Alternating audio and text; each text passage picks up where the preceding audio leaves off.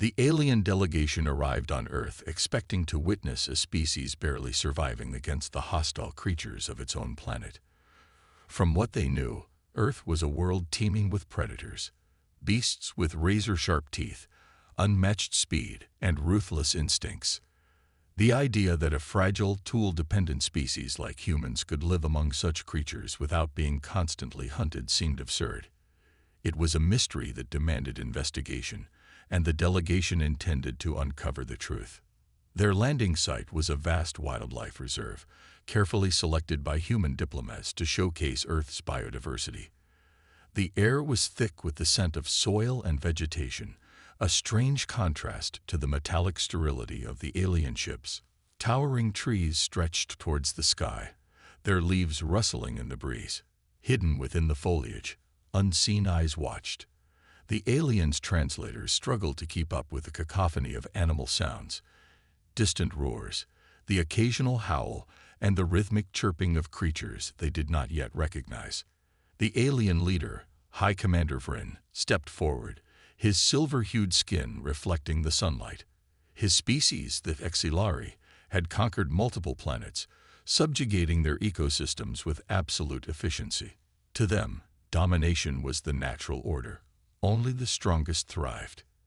He expected to see humanity walled off from nature, cowering behind weapons and fortifications. Instead, what he saw defied all logic. A human approached, dressed in simple outdoor gear, exuding no apparent strength. Unlike the Xilari, who relied on exoskeletal armor for protection, this human carried nothing but a calm expression. Beside him, walking with effortless ease, was a beast that should have, by all logic, seen him as prey, a massive, gray-furred wolf.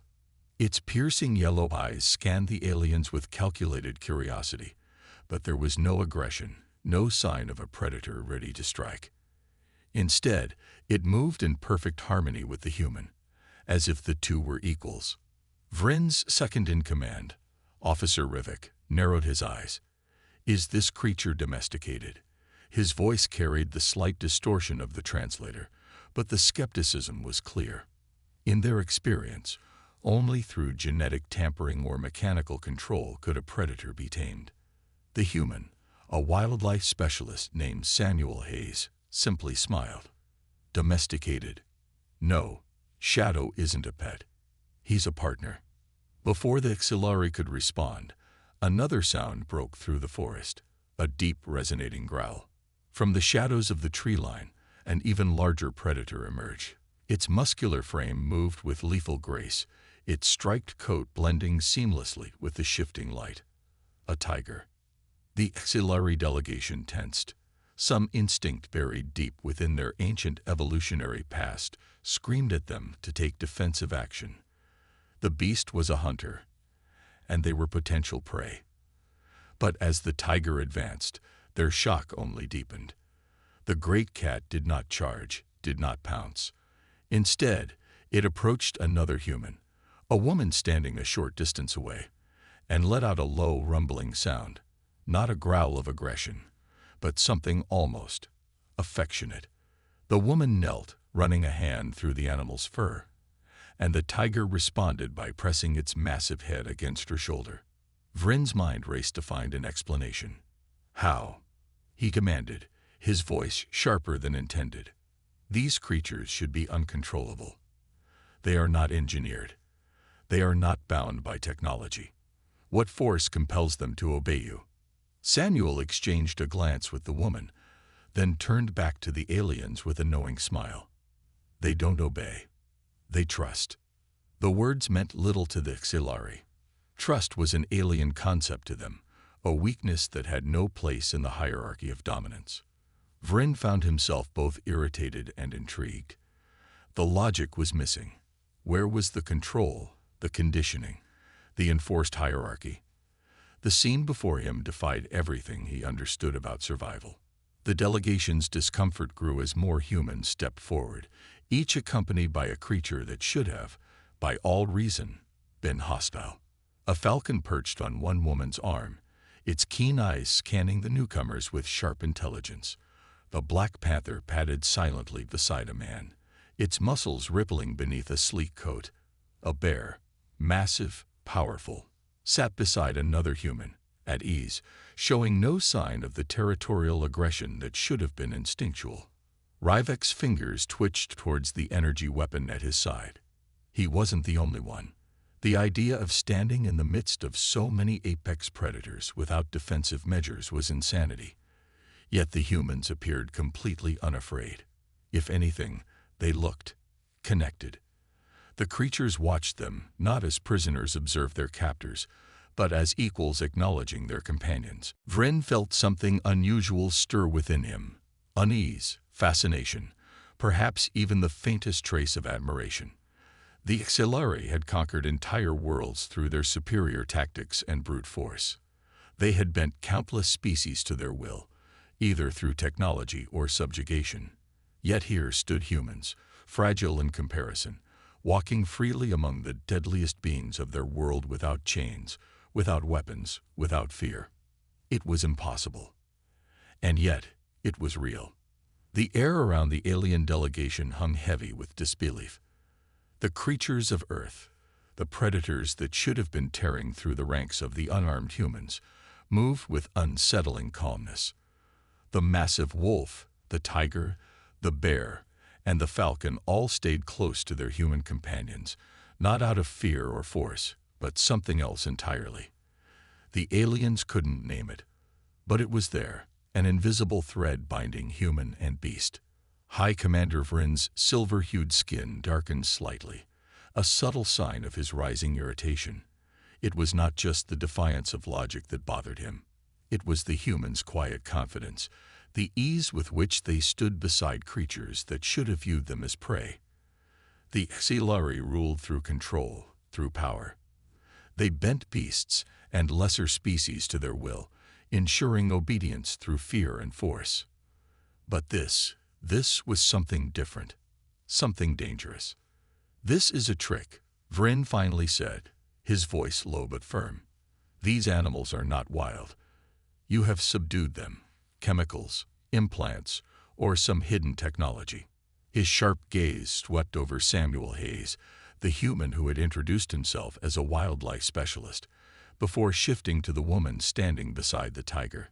"We will not be deceived by human theatrics." Samuel's smile didn't waver. "No tricks," he said, his voice calm, almost amused. "You're welcome to test it yourself." The alien commander's jaw tightened.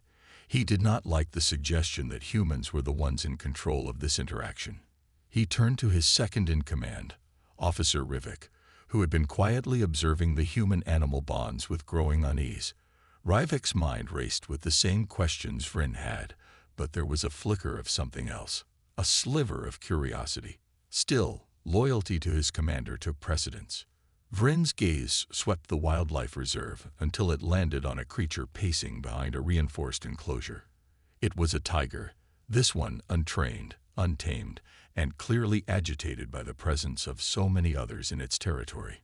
Its muscles rippled beneath its striped coat, and its eyes burned with an unyielding wildness. This animal was no partner to the humans. It was raw, unfiltered danger. "That one," Vrynn said, pointing at the untamed tiger. "If you claim control through trust alone, then prove it. Let one of your kind enter the enclosure and tame this creature without weapons or tools. We will observe." The air grew even heavier. The other humans exchanged brief looks, some of concern, others of quiet confidence. Samuel's expression didn't change. It was as if he'd expected this exact challenge. Before anyone else could speak, he took a single step forward. "I'll do it." The aliens were silent. Ryvik's mandibles twitched, his version of a frown. "You're going to walk into a cage with an untamed predator and expect us to believe you can simply bond with it." Samuel shrugged. "You wanted proof. This is how we do it." Without waiting for approval, he strode toward the enclosure. A park official, clearly uncomfortable with the situation, unlocked the reinforced gate. The tiger within, sensing the disturbance, let out a low growl, a rumble that seemed to shake the ground beneath their feet. The alien delegation instinctively took a step back, their predatory instincts firing warnings into their minds. Samuel stepped inside. The gate clanged shut behind him. For a moment, no one moved. Not the humans, not the aliens, and not the tiger. The great beast stared at Samuel, its golden eyes locked onto his, muscles tensed in preparation for a strike. It was a standoff as old as time. A predator measuring its prey. Vrynn's fingers hovered near his weapon, though he knew intervening would shatter the point of the demonstration. Still, the thought of watching a human be torn apart by one of his own planet's creatures felt almost inevitable. But then, something strange happened. Samuel didn't run. He didn't flinch. He simply stood there, his posture relaxed but firm, his gaze steady.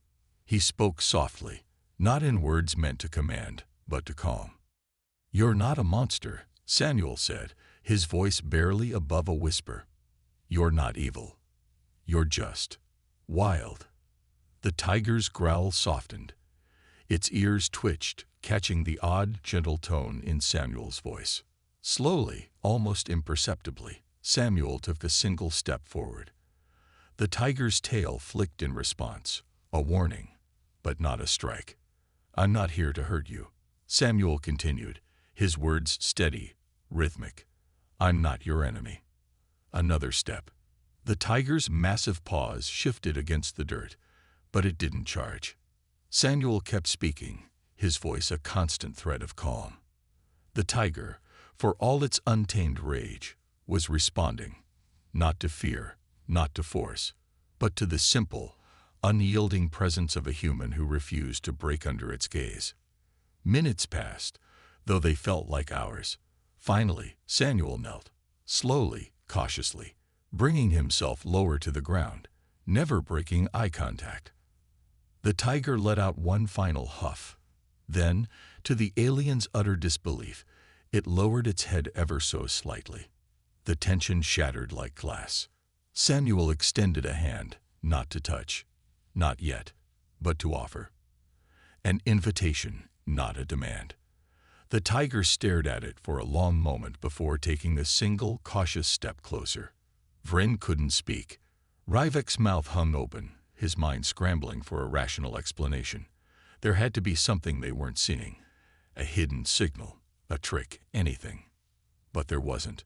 The untamed predator, the creature of tooth and claw, was responding not to control, but to something far more unsettling.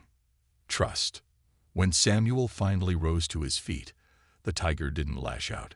It simply watched him, a quiet, mutual understanding settling between them. And for the first time, the Xilari realized they might be facing a power they couldn't conquer.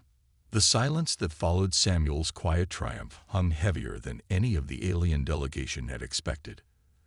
The tiger, a creature of raw power and instinct, now paced with an almost eerie calmness at Samuel's side, its gaze still sharp but no longer hostile.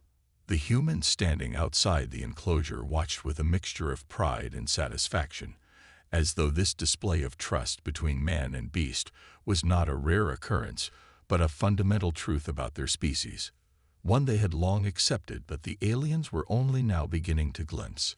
High Commander Vrynn's expression remained unreadable, his silver-hued skin betraying nothing, but his mind was a storm of conflicting thoughts. This wasn't how it was supposed to happen. He had expected the human to fail, to be mauled, or, at the very least, to resort to some hidden technology to force the tiger into submission. Yet there had been no force, no tricks, just the human's voice, his presence, and something far more dangerous than Vrynn had anticipated. A bond. It made no sense. The Xilari did not form bonds with beasts. They ruled them. On every planet they had conquered, the predators of those worlds were either exterminated or broken, reduced to tools for war or symbols of domination. A creature's loyalty, in Vrynn's eyes, could only be earned through fear. And yet, here stood a human, unarmed and unafraid, side by side with a predator that should have, by all logic, torn him apart. Officer Ryvik finally broke the silence. His voice, usually steady and calculating, now carried a rare edge of uncertainty. "What? What did you do to it?" His dark eyes flicked from Samuel to the tiger, his mandibles twitching as though his mind was still trying to rearrange the pieces of an impossible puzzle. This wasn't control. This wasn't dominance. The beast submitted, but not out of fear. Samuel gave a small shrug, a ghost of a smile still playing at his lips. "I didn't make it submit," he said simply. "I made it trust me." Vrynn's jaw tightened. Trust. He repeated the word as though it were a foreign concept. An untamed predator does not trust. It obeys or it destroys. Samuel's smile faded, and for the first time, there was a flash of something colder in his eyes. Disappointment, maybe even pity. "That's the difference between us," he replied. "We don't break what we want to understand." The words hung between them, a quiet challenge more powerful than any weapon.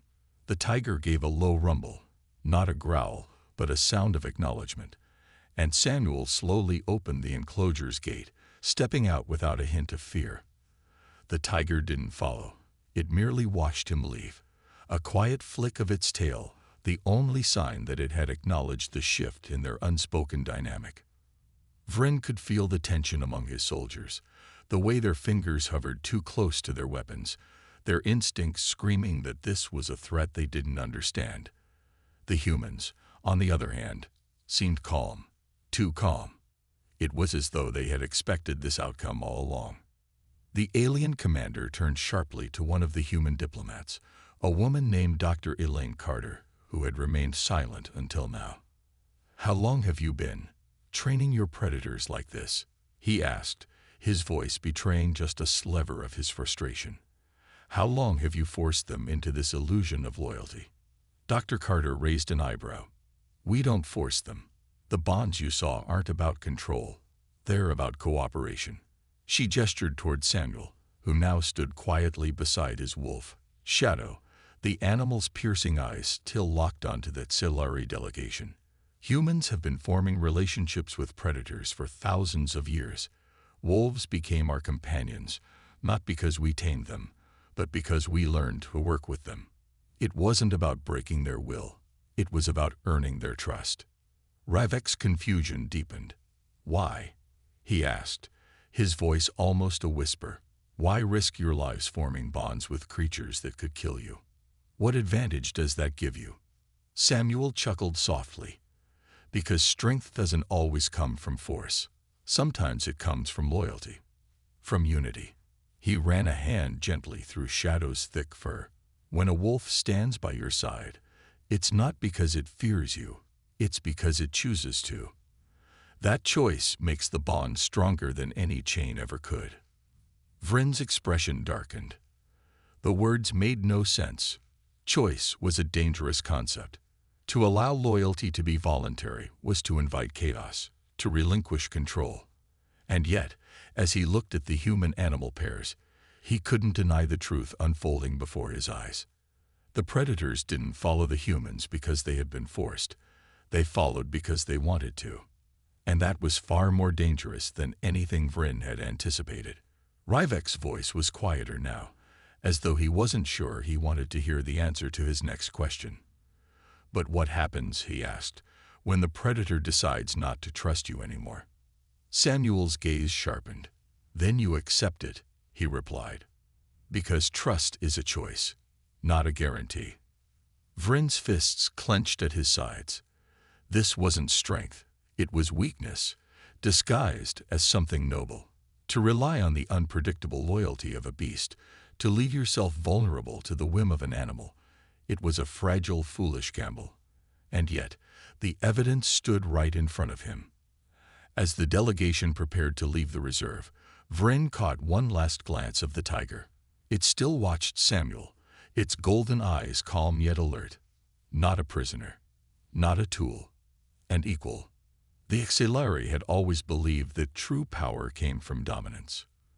But now, for the first time, Vrynn wondered if there was a power even greater than control, one he didn't yet understand. And that terrified him. The journey back to the human outpost was silent, but the air inside the alien transport hummed with unspoken tension. The auxiliary delegation, usually so composed and certain, now sat stiffly in their seats, their minds spinning with the impossible sight they had just witnessed.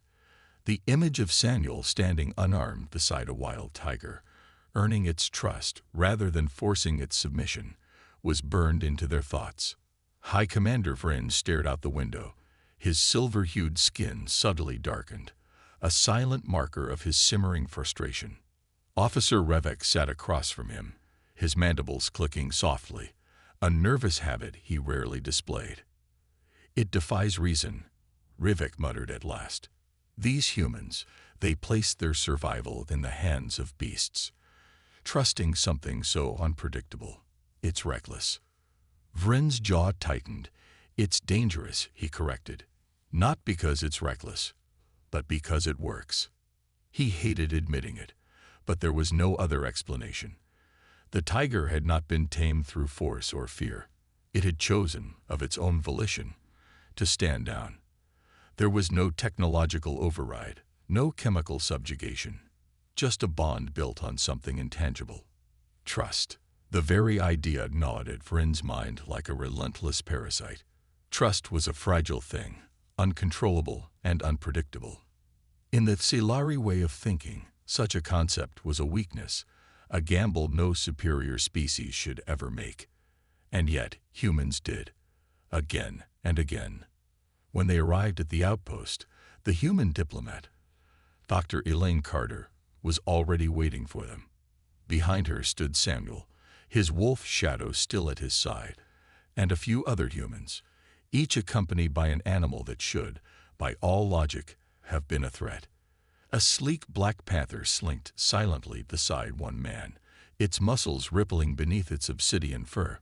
A golden eagle perched on a woman's arm, its fierce gaze locked onto the new arrivals. Another human stood calmly next to a bear, an enormous creature whose sheer mass dwarfed even the auxiliary soldiers. Vrynn's soldiers shifted uneasily.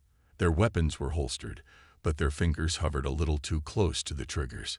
Even though none of the animals showed aggression, the auxiliary couldn't silence the primal alarm bells ringing in their heads. "Welcome back," Dr. Carter said, her tone calm but firm. "I hope the demonstration at the reserve was enlightening." Vrynn's gaze hardened. "Enlightening is not the word I would use." He stepped forward, his towering frame casting a long shadow over the group. "You expect us to believe that your species willingly surrounds itself with these creatures, not as prisoners, but as companions." Samuel's hand drifted over Shadow's fur, the wolf standing silent and alert at his side. "They're not just companions," he said. "They're partners." The word sent a ripple of discomfort through the auxiliary. Partners. As if these wild, unpredictable predators were equals. It was unthinkable. To the auxiliary, a creature was either dominant or dominated. There was no middle ground. Dr. Carter folded her arms. "You still don't understand, do you?" she said softly. "These animals aren't under our control. They have their own will, their own instincts. But we've learned that survival isn't always about being the strongest. Sometimes it's about building bonds, about cooperation." Vrynn's jaw tightened. "Cooperation is a risk," he said coldly. "To place your life in the hands, or claws, of something that could turn on you at any moment is not strength. It's surrender." Samuel stepped forward then, his expression calm, but his voice steady. "And yet," he said, "you saw what happened today. The tiger didn't attack me, not because it feared me, but because it trusted me." He gestured to the wolf at his side. "Shadow stays with me not because I force him to, but because he chooses to." Rivek's mandibles twitched. "But why?" he asked, his voice a mixture of confusion and disbelief. "Why would a predator, a creature designed to kill, choose to stay at your side rather than tear you apart?" Samuel's gaze softened, but his voice remained firm. "Because we offer them something more than fear. We offer them loyalty." The words hung in the air, A quiet challenge far more unsettling than any show of physical strength. Vrynn struggled to grasp the logic behind it.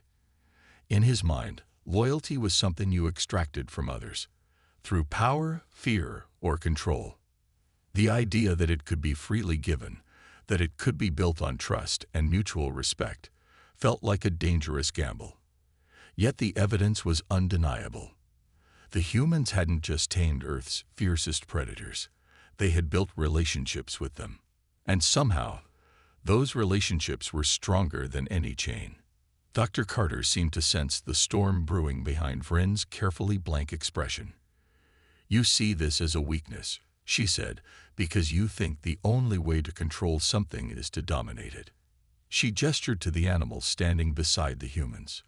"But what you witnessed today wasn't control. It was choice. These creatures follow us because they want to, not because they have to." Vrynn's voice was low, almost a growl. "And what happens when they decide not to?" Samuel didn't flinch. "Then we let them go," he replied simply. "Because trust can't be forced."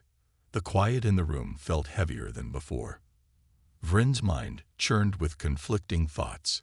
The Xelari had built their empire on the foundation of absolute control, of bending every living thing to their will. But what if there was another kind of power? A power rooted not in fear, but in loyalty freely given. He didn't like the answer forming in his mind. As the meeting concluded, Vrynn watched the humans and their so-called partners interact. Brief touches of fur against skin, a soft word whispered to a predator, a glance exchanged between species that should have been enemies. It was a silent display of something that Xelari had never known. And it terrified him. Because for the first time, Vrynn realized that humanity's greatest strength wasn't their technology, their weapons, or their armies. It was their ability to inspire loyalty, not through force, but through trust. And that kind of power was something that Xelari had no idea how to fight. The days that followed were a quiet storm of tension and curiosity. The Xelari delegation remained at the human outpost, though their purpose had subtly shifted. Officially, they were still there to discuss the terms of Earth's integration into the Galactic Alliance, an alliance the Xelari dominated through fear and control. Unofficially, however, it was clear that High Commander Vrynn's attention had turned almost entirely to something else: the predators. He studied them, observed every interaction between the humans and their so-called partners, watching for cracks, for signs of hidden control mechanisms, for anything that would expose the illusion. But there was nothing.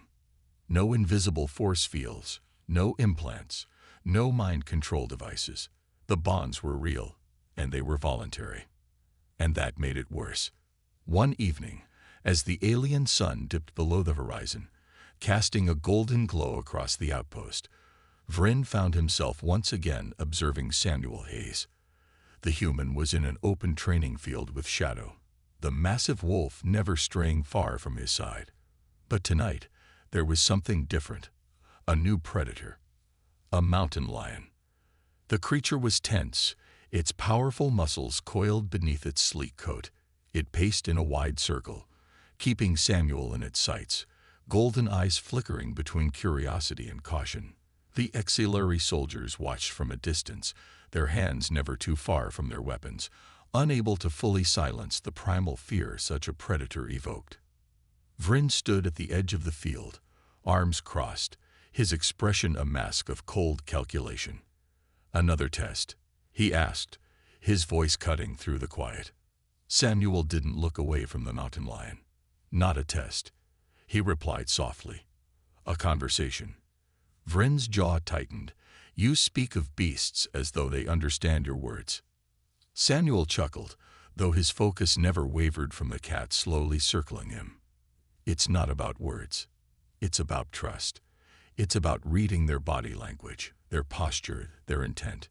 You don't speak with your mouth. You speak with your presence." The mountain lion let out a low growl, a rumble that sent a ripple of unease through the Xelari soldiers. Shadow, the wolf, didn't move. His ears twitched, his gaze calm. But he stayed perfectly still, watching the mountain lion like an equal rather than an enemy. Samuel's posture remained steady, his movements slow and deliberate. He knelt, lowering himself just enough to appear less threatening, but not so much that he seemed weak. "I'm not here to fight you," Samuel murmured, his voice gentle but firm. "I'm not here to take anything from you." The mountain lion's tail flicked. A brief moment of tension, but its growling lessened. It was a subtle shift, but Samuel noticed. So did Vrynn. "What happens?" Vrynn asked suddenly, his voice laced with an edge of disdain. "If the creature attacks? If it decides not to? Trust you?" Samuel didn't move his gaze from the cat. "Then it's my fault," he said simply. "Not his." Vrynn's eyes narrowed. "You blame yourself for a predator's violence." Samuel's lips pressed into a thin line. "It's not about blame. It's about understanding. If he attacks, it's because I didn't listen. I missed a sign. I pushed too far." His voice remained steady, even as the mountain lion took another step closer, muscles rippling with barely contained power. "Trust isn't something you force. It's something you build. And if it breaks, it's because I didn't earn it." The words hit Vrynn harder than he expected. The Xylari's entire philosophy was built on the idea that strength came from absolute control. If something or someone disobeyed, the fault always lay with the subordinate. You didn't earn loyalty. You demanded it.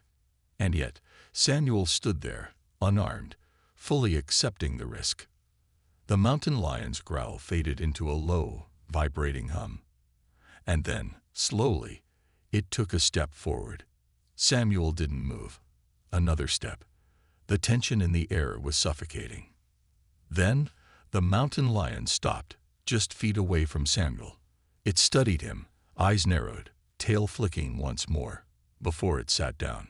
The Xylari soldiers shifted uneasily. Samuel finally allowed himself a small smile, though his posture remained calm. "There it is," he whispered, more to himself than to anyone else. "Not fear, not dominance. Just trust." Vrynn's hands curled into fists at his sides. He couldn't understand it.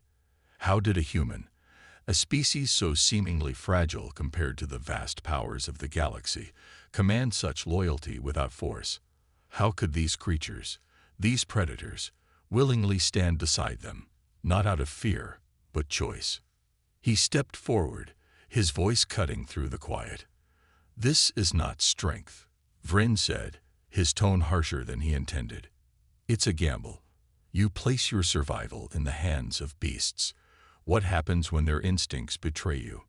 Samuel rose slowly, his gaze steady. "It's not a gamble," he replied, "because we're not just asking them to trust us. We're trusting them too."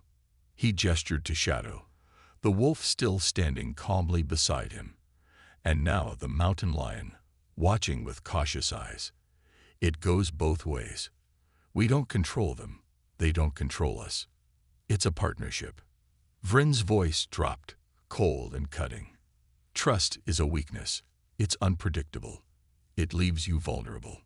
Samuel met his gaze without flinching. "No," he said quietly. "It makes us stronger. Because loyalty given freely is more powerful than anything fear could ever create." The words settled like a weight in Vrynn's chest. He had always believed power came from control, from bending others to his will, ensuring their obedience through force. But what if there was another kind of strength, one that didn't rely on fear, but on trust? As Vrynn turned to leave the field, his soldiers close behind, his mind swirled with questions he didn't want to ask. Because deep down, he knew the truth was far more dangerous than he had ever imagined. And for the first time, the High Commander of the Xylari Empire felt something he hadn't felt in a long time: doubt. Night had fallen over the human outpost, casting long shadows across the training fields. The air was thick with a strange silence, not of peace, but of something heavier. Unspoken, uneasy. The Xylari delegation remained within the observation dome, its transparent walls offering a perfect view of the humans and their predators moving in fluid harmony. Yet despite the stillness of the night, High Commander Vrynn's mind was anything but calm. He stood at the edge of the dome, his silver-hued skin dim under the soft artificial lighting, his fingers twitching ever so slightly against the hilt of his ceremonial blade. It wasn't a weapon meant for combat. It was a symbol of authority, of control. But right now, it felt more like a hollow relic of a belief that was slowly unraveling before his eyes. Samuel was outside again. This time, he wasn't alone. A handful of other humans were gathered around, each accompanied by a predator. Bears, wolves, falcons, and even a pair of hyenas. The sight sent a ripple of unease through the auxiliary soldiers watching from the dome. Predators weren't meant to stand so calmly beside their supposed prey. Yet here they were, not bound by chains, not subdued by force, but free, calm, loyal. Vrynn's jaw tightened. "This bond you speak of," he said, his voice cutting through the stillness, "it is not sustainable. You are gambling with your lives. Sooner or later, these beasts will revert to their nature." Samuel, standing beside Shadow, the wolf, didn't flinch at the accusation. His hand idly brushed through the thick fur at the nape of the wolf's neck, a gesture so casual it seemed second nature. "Their nature doesn't go away," Samuel replied. "They're still predators. They still have instincts. But that doesn't mean they can't choose something else." Vrynn's eyes narrowed. "Choice," he muttered. "You speak of choice as though it is a strength. It is not. It is a flaw."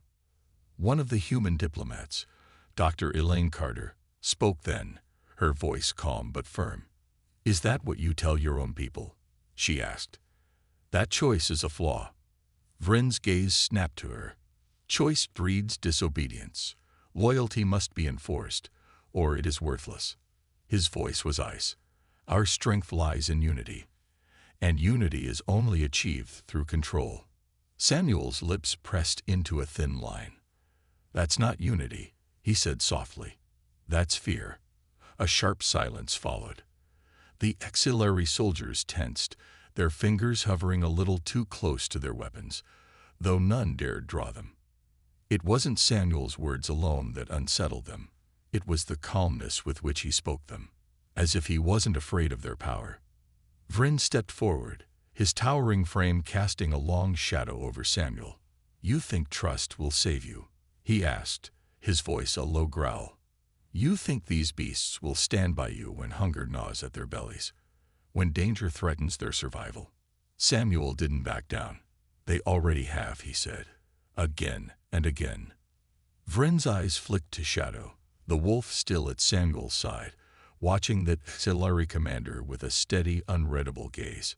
No growling, no fear, just awareness. "Why?" Vrynn asked, his voice betraying a crack of genuine confusion.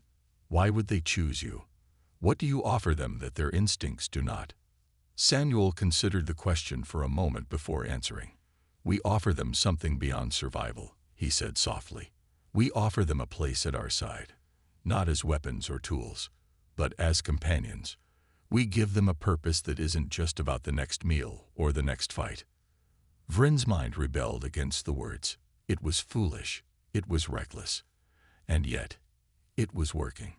Suddenly, a sharp sound broke the tense quiet. A distant snarl, low and feral, echoed from the far end of the training field. One of the newer animals, a young black panther, had tensed, its ears flat against its head, its tail lashing behind it. A human handler was speaking softly to it, but the animal's body remained rigid. Something had triggered its instincts. Vrynn's lips curled into a thin smirk. "And there it is," he said, his voice a quiet blade. "The predator remembers what it is." Samuel's eyes stayed fixed on the panther, but his posture didn't shift. The human handler kept his distance, speaking calmly, not forcing the animal, just being there. The panther's muscles coiled tighter, and for a breathless moment, it seemed like violence was inevitable. The auxiliary soldiers braced themselves. But then, slowly, almost imperceptibly, the handler knelt. Not a sign of weakness, but of patience. He didn't shout, didn't reach for any tool or weapon. He simply waited, and then the panther blinked. Its tail stopped lashing, and its growl faded into a low huff. It didn't attack. It didn't flee. It simply settled. Samuel broke the silence. He didn't force it to calm down, he said quietly, his voice steady. He waited. He trusted the panther to make the choice. Vrynn's fists clenched at his sides. That was luck, he snapped. Dr. Carter tilted her head. Was it? The HFY commander couldn't answer. Because deep down, he knew what he had seen was something more than luck. It was trust. It was a bond forged not through fear, but through patience and understanding. And as Vrynn looked around at the humans and their predators, at the silent, unyielding loyalty freely given, he realized something far more dangerous than he ever expected. The humans didn't just tame their predators. They inspired them. And that kind of strength, the kind built on loyalty rather than fear, was something that Silari had no defense against. Vrynn's thoughts spiraled, but he kept his expression cold, his voice firm.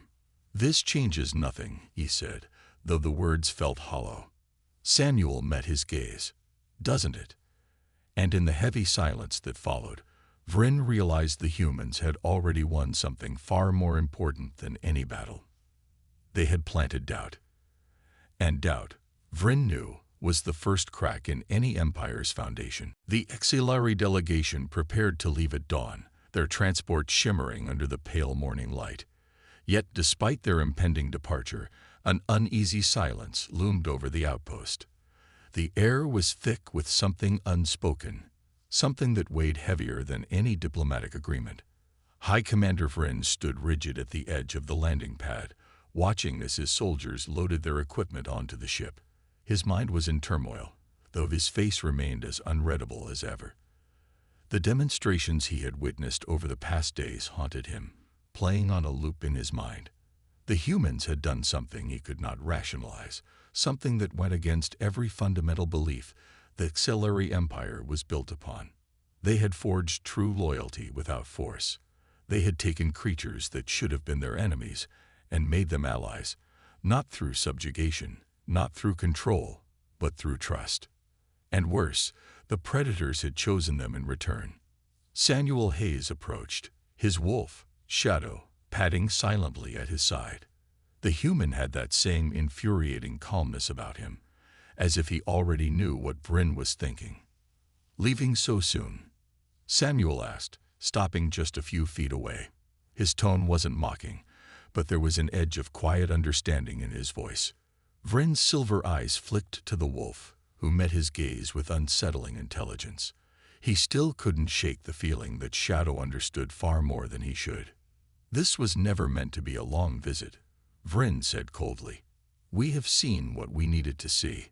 Samuel nodded, as if he had expected the answer. And Vrynn's jaw tightened. His instincts screamed at him to dismiss everything, to call it a fluke, a trick, a weakness. But he couldn't. Instead, he asked a question that had been gnawing at him for days. "What do you do," he said slowly, "when trust is broken?" Samuel exhaled, his gaze turning thoughtful. "You mean if an animal turns on us?" Vrynn nodded. "If this loyalty of yours fails, if the predator remembers what it is." Samuel ran a hand over Shadow's fur, his expression unreadable. "Then we accept it." Vrynn's eyes narrowed. "You accept betrayal." Samuel shook his head. "It's not betrayal. It's instinct. And instincts don't just disappear. But we don't demand obedience. We offer trust. And if it's broken, we don't take it personally." He met Vrynn's gaze. "That's the difference between us and you. You think loyalty is something that must be taken, held by force. We know it's something that has to be given. And when it is, it's worth more than any chain." Vrynn's fists curled. He wanted to argue, to tell Samuel that the HFY way was superior, that control was the only true strength. But the words felt hollow now, because deep down, he knew, If the auxiliary forced their own people to obey, was that really loyalty? Before he could speak, a sharp cry rang out from across the outpost. A human scout came running from the perimeter, breathless. "Commander Carter, we've got movement on the ridge. Unknown contacts." The outpost snapped into action. Humans grabbed weapons. Predators tensed, their instincts flaring to life in response to the sudden urgency. The auxiliary soldiers moved as well, their training kicking in, weapons drawn. Vrynn turned sharply, scanning the distant horizon. Then he saw them. 6 figures moving quickly through the rocky terrain beyond the outpost's perimeter. Tall, armored, weapons in hand. The way they moved was wrong. Too coordinated, too deliberate. Not wild predators. Something else. Samuel cursed under his breath. Raiders. Vrynn's gaze snapped to him. Raiders. Dr. Elaine Carter approached, her face grim. Off-world scavengers. They target new colonies, research outposts, anywhere they think they can steal resources. They must have picked up on our energy signature. Vrynn narrowed his eyes. You have orbital defenses. Why have they not been engaged? Samuel's expression darkened. Because they know how to avoid them. And they know we're outnumbered. Vrynn turned back toward his soldiers. They had already formed a defensive line, weapons raised, but he could see the tension in them. They were trained for war, but they hadn't planned to fight here. You should evacuate, Vrynn said, his voice clipped. Your weapons are primitive compared to theirs. Samuel smirked. You haven't seen what our primitive weapons can do. Then he whistled, a sharp, piercing sound. The predators moved as one. The wolves melted into the shadows, disappearing into the rocky terrain. The falcons took to the sky, vanishing into the clouds. The panther and the bear stayed close, their powerful bodies coiled with restrained energy. It wasn't chaos. It wasn't panic. It was strategy. Vrynn had seen military formations break apart in moments of uncertainty. He had seen armies falter when faced with unexpected threats. But this was something else. Samuel turned to him, eyes steady. Stay back if you want. But if you're going to fight, fight with us. Vrynn's soldiers hesitated, waiting for his command. For the first time, Vrynn didn't have a clear answer. Then the raiders opened fire. The first shot sizzled through the air, striking the outpost's outer barrier. The humans reacted instantly, returning fire, moving in coordinated bursts of speed and precision. The predators struck just as fast. From the shadows, the wolves lunged, their movements silent as death. The falcons dived from above, talons flashing. The bear roared, charging forward like a living battering ram. And the raiders, seasoned fighters, trained in warfare, hesitated. Because they had prepared for human resistance. They had not prepared for an army of Earth's deadliest creatures fighting alongside them. Vrynn stood frozen, watching as one of the raiders swung his weapon toward Samuel, only for Shadow to intercept, slamming into the attacker with lethal precision. Samuel didn't even flinch. It was madness. And yet it was working. Something inside Vrynn snapped. His grip on his blade tightened. His instincts screamed at him to take control, to command his soldiers, to enforce order. But instead, he turned to them and gave an order he had never given before. Help them. The auxiliary soldiers blinked in shock. Vrynn's voice hardened. You heard me. We fight. And for the first time in auxiliary history, an empire built on dominance stood side by side with warriors who fought not for power, but for loyalty freely given. The battle was brief, brutal, and decisive. The raiders never stood a chance. Against humans alone, they might have won. Against humans and their predators, they were crushed. When the last of the raiders fell, silence settled over the battlefield. Samuel turned to Vrynn, breathless, his face streaked with dirt but victorious. Still think trust is a weakness? He asked.